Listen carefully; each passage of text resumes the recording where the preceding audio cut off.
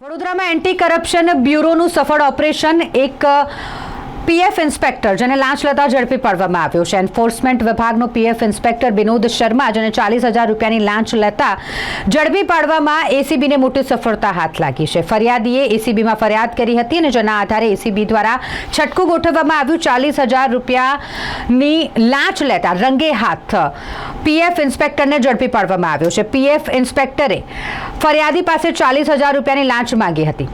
જરૂરી જે ડોક્યુમેન્ટ છે તે સમયસર જમા કરાવવાની જે તારીખ છે તે જતી રહી હોવાનું કહીને પહેલા તો ફરિયાદીને ડરાવવામાં આવ્યો, ત્યારબાદ દંડ ભરવો પડશે તેવી વાત કરી અને પછી દંડ અને કેસથી બચવા માટે લાંચની રકમ માંગી હતી।